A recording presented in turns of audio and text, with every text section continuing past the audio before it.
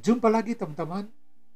Hari ini kita bahas 10 dogma sains atau kredo ilmiah. Ke-10 kredo ilmiah yang dibahas sebagai keyakinan pokok dan delusi oleh Cedric dirubah menjadi pertanyaan. Jadi ada sejumlah pertanyaan yang diajukan kepada para saintis untuk mempertanyakan mengapa sesuatu itu dipercayai begitu saja dan tidak pernah diajukan pertanyaan atau diuji kebenarannya.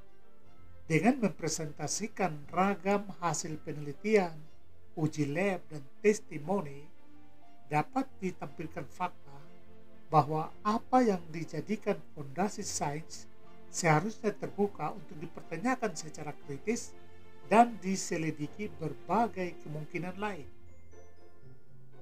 Kredo pertama, ilmuwan seolah-olah meyakini begitu saja bahwa segala sesuatu pada dasarnya bersifat mekanis. Anjing misalnya, tidak lebih dari mekanisme kompleks dan bukan organisme hidup yang memiliki tujuan sendiri. Bahkan oleh Richard Dawkins, manusia disebut sebagai mesin, yaitu robot yang lamban atau lumbering robots dengan otak sebagai komputer yang diprogram secara genetik. Sains dan ilmuwan tidak pernah mengajukan jenis pertanyaan agar diselidiki kebenarannya. Apakah alam bersifat mekanis? Sebelum abad ke-17, alam semesta dipahami sebagai organisme hidup yang muncul melalui ajaran-ajaran filosofis, sistem kepercayaan, dan sebagainya. Namun, revolusi sains mencabut nyawa semesta dan menggantikannya dengan sistem mekanik. Kredo kedua, kredo ilmiah bahwa semua materi tidak sadar. Materi tidak memiliki kehidupan batin atau subjektivitas atau sudut pandang. Bahkan kesadaran manusia diyakini sebagai ilusi yang dihasilkan oleh aktivitas material otak semata. Mengapa tidak pernah dipertanyakan apakah sebuah materi tidak sadar? Bagaimana kita tahu bahwa materi tidak sadar? Bagaimana kita bisa membuktikan materi tidak sadar?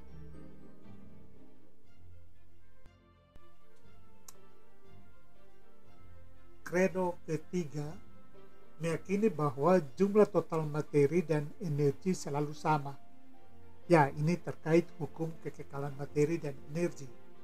Hukum ini menjamin keabadian fundamental dalam dunia yang selalu berubah. Tetapi hukum ini dirumuskan sebelum model standar kosmologi ditetapkan. Kebanyakan fisikawan sekarang percaya bahwa alam semesta mengandung sejumlah besar materi gelap yang sifatnya benar-benar tidak bisa dijelaskan.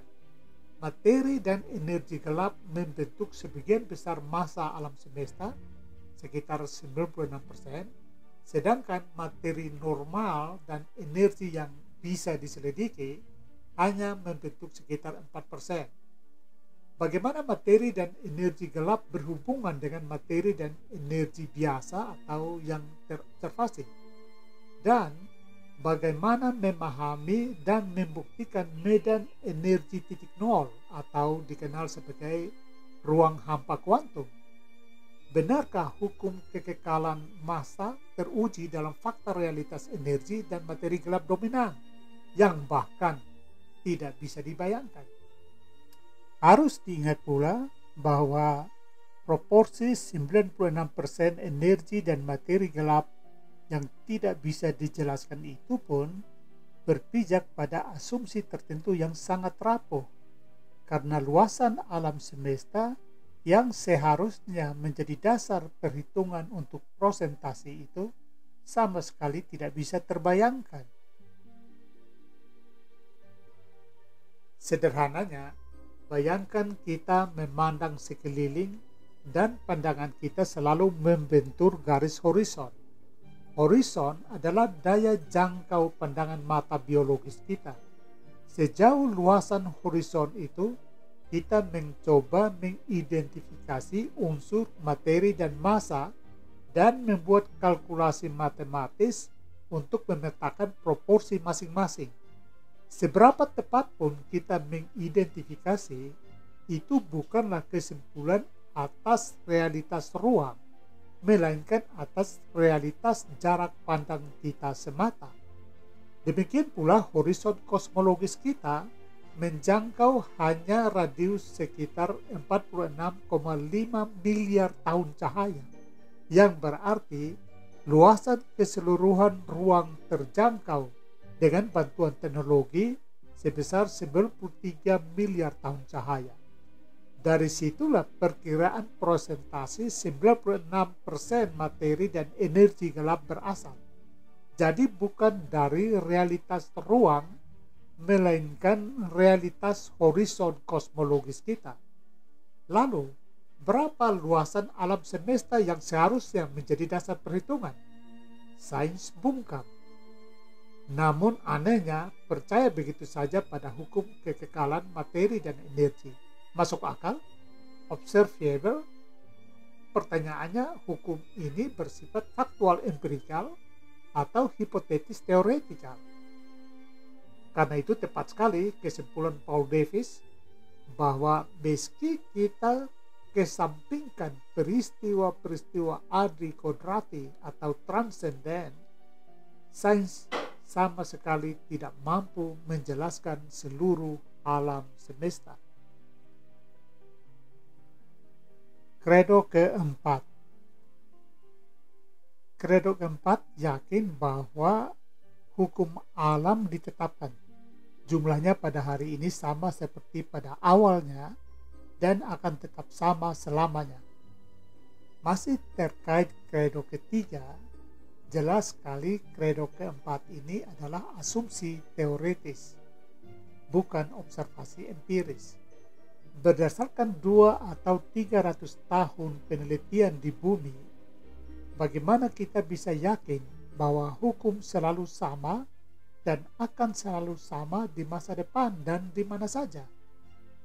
Problem semantik mungkin perlu dipertimbangkan, karena konsep hukum alam itu sendiri bersifat antroposentrik yang justru mengandaikan Tuhan.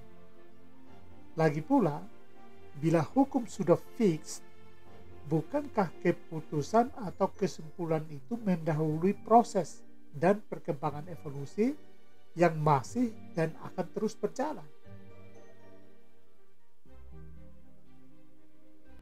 Kredo kelima, yaitu doktrin bahwa alam tidak memiliki tujuan dan evolusi tidak memiliki arah, bahwa segala sesuatu terjadi secara acak dan kebetulan saja, karenanya tidak memiliki makna apa-apa. Kehadiran Anda, saya, hewan, tumbuhan, gunung, batu, alam semesta itu hanya kebetulan saja dan tidak memiliki makna. Meski argumen fine-tuning menunjuk kondisi persisi alam semesta yang memungkinkan antara lain kehidupan di bumi dimungkinkan, kaum evolusionis ateis menutup mata dan keukuh dengan iman mereka bahwa semua hanya probability. Benarkah? Dalam perspektif mekanik itu mungkin mudah dipahami. Tetapi bahkan sebuah mobil atau komputer beroperasi seturut tujuan tertentu, yaitu setidaknya tujuan manusia. Berbeda dengan seekor kuda yang meski dalam hal tertentu bisa diarahkan oleh tali kekang misalnya, dapat pula menentukan sendiri tujuannya. Ia membandel, ia memberontak, menunjukkan bahwa ia punya tujuan sendiri yang berbeda dengan tujuan manusia yang diterapkan melalui tali kekang. Lagi pula, bukankah setiap makhluk misalnya berkembang menuju ideal-ideal tertentu? Biolog E.S. Russell lewat karyanya The Directiveness of Organic Activities yang menteorikan adanya tujuan pada organisme hidup. Di samping pandangan ahli lainnya, termasuk para filsuf seperti Aristoteles, Descartes, dan sebagainya yang secara prinsip mendukung teori tujuan. Pada akhirnya, Sheldrake menyimpulkan bahwa penolakan materialis terhadap tujuan evolusi bukan didasarkan pada bukti, melainkan asumsi semata.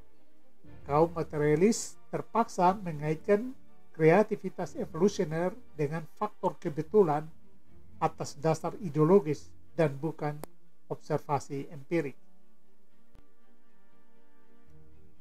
Kredo ke-6, semua warisan biologis adalah materi, dibawa dalam materi genetik yaitu DNA, dan dalam struktur materi lainnya. Benarkah tidak ada warisan di luar materi? Bukankah warisan-kewarisan norma, perilaku, dan sifat mudah diamati tanpa harus dikaitkan dengan aspek material dari gen? Kredo ke-7, meyakini bahwa pikiran ada di dalam kepala dan tidak lain semata-mata merupakan aktivitas otak. Saat melihat sebuah pohon, gambaran dari pohon yang Anda lihat bukanlah di luar sana, sebagaimana di tempat yang terlihat itu, melainkan di dalam kepala Anda semata. Itulah sebabnya realitas Tuhan yang diimani orang beragama hanyalah realitas pikiran mereka dan bukan realitas independen di luar kepala. Teori psikologi Godspot dan berbagai upaya menemukan titik spiritual dalam sel-sel saraf merupakan bagian dari iman ilmiah ini. Apakah keyakinan kaum saintisme ini adalah fakta atau asumsi teoritis? Kredo ke-8 meyakini bahwa kenangan disimpan sebagai jejak material di otak dan dihapuskan saat kematian. Sheldrake antara lain menunjukkan kegigihan ilmuwan materialis meneliti otak untuk menemukan tempat menyimpan memori. Proyek Neuralink dari Elon Musk misalnya bisa dijadikan contoh terbaru untuk proyek ini. Tetapi perlu diingat, meski telah hampir 100 tahun riset tidak menemukan hasil, para ilmuwan tetap ngotot bahwa ini hanyalah masalah waktu. Perlu waktu lagi untuk membuktikan iman ilmiah ini.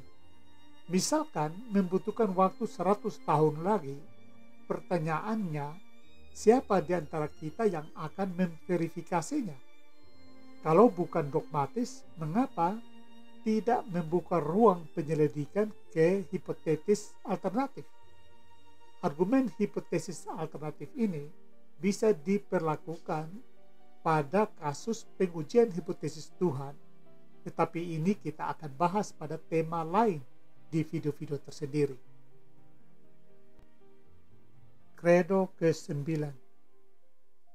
Kredo ke-9 meyakini bahwa fenomena yang tidak dapat dijelaskan seperti telepati adalah ilusi. Benarkah semua fenomena harus bisa dijelaskan secara saintifik? Di sini Sheldrake mengajukan berbagai hasil penelitian atau eksperimen dan testimoni terkait pengalaman deja vu, prakognisi, telepati, dan sejenisnya yang secara saintifik konvensional tidak dapat dibuktikan. Tidak saja terjadi pada manusia, melainkan juga hewan yang dapat memperlihatkan perilaku tertentu yang menunjuk pada akan terjadinya sesuatu di waktu dekat. Berbagai pengujian di laboratorium psikologi dapat membuktikannya, namun sains materialistik tetap menganggapnya ilusi. Jenis hewan seperti anjing, kucing, kuda yang memiliki hubungan dekat dengan tuannya dalam banyak pengujian menunjukkan kemampuan membaca niat tuannya, bahkan sekalipun ketika dipisahkan jarak yang sangat jauh. Namun, bagi kaum materialis, hal-hal seperti ini hanya ilusi semata, sekali lagi tanpa memberikan bukti hasil observasi. Kredo ke-10. Kredo bahwa pengobatan mekanis adalah satu-satunya jenis yang benar-benar manjur. Ambil saja contoh hasil pengujian Irving Kress yang membandingkan penggunaan antidepresan dan psikoterapi dalam menangani pasien depresi dan skizofrenia. Kesimpulannya, perbandingan langsung pada efek jangka pendek dari psikoterapi bekerja sebaik antidepresan. Namun, psikoterapi terlihat lebih baik ketika dinilai efektivitas jangka panjangnya, karena pasien yang dulunya depresi jauh lebih mungkin kambuh dan menjadi depresi lagi setelah pengobatan dengan antidepresan daripada setelah psikoterapi.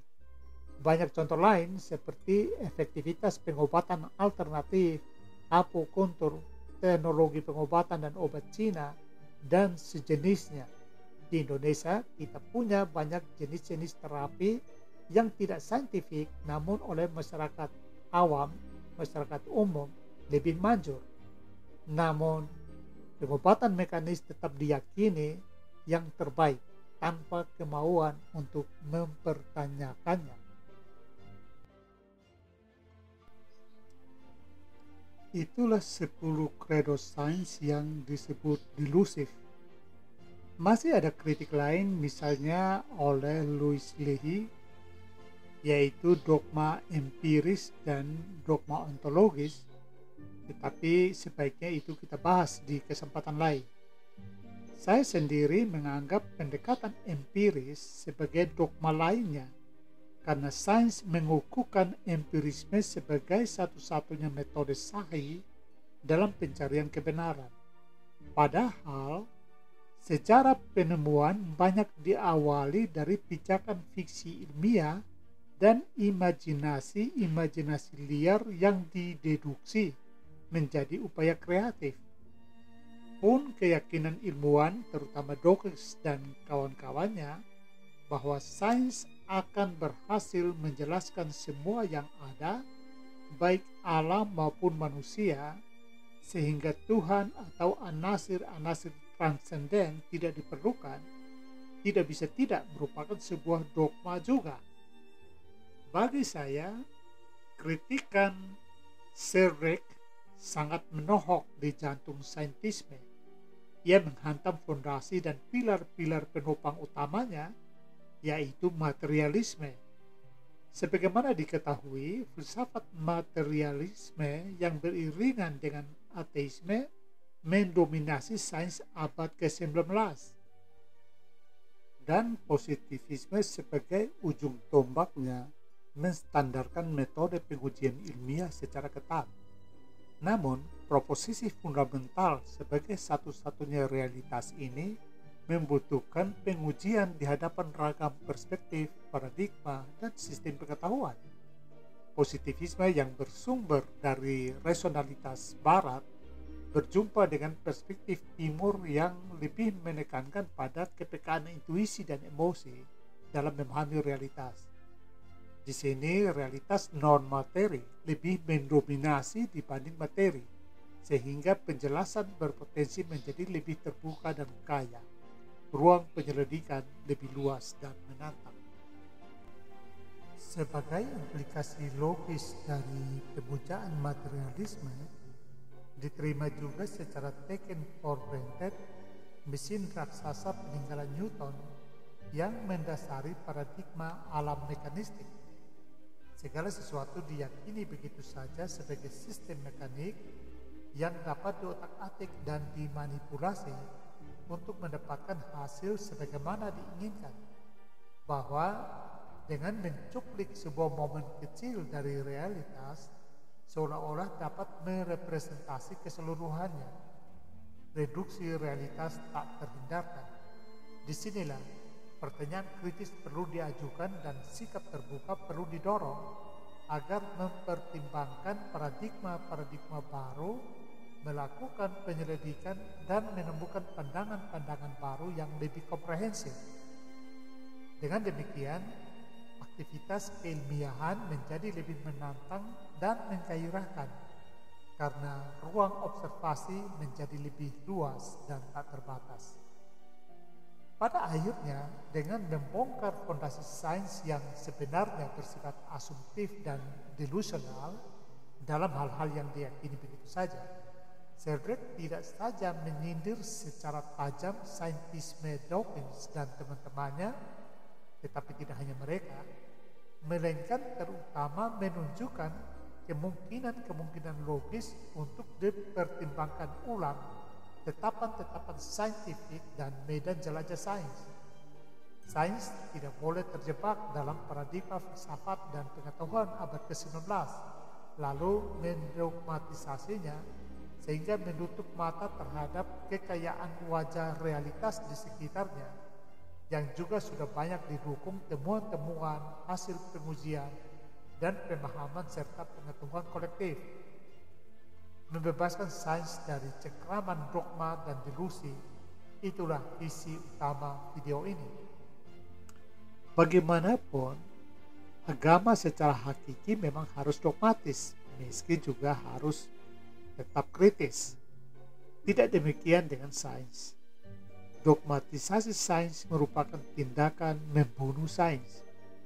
Tetapi dogmatisasi harus diatasi dengan membongkarnya agar sains kembali ke fitrah, melayari samudra pencarian yang maha luas dengan bebas dan riang, bukan dengan meninggalkan apalagi membunuh sains. Kita akan bertemu di video berikut yang membahas The New Atheism, tujuan dan gebrakannya.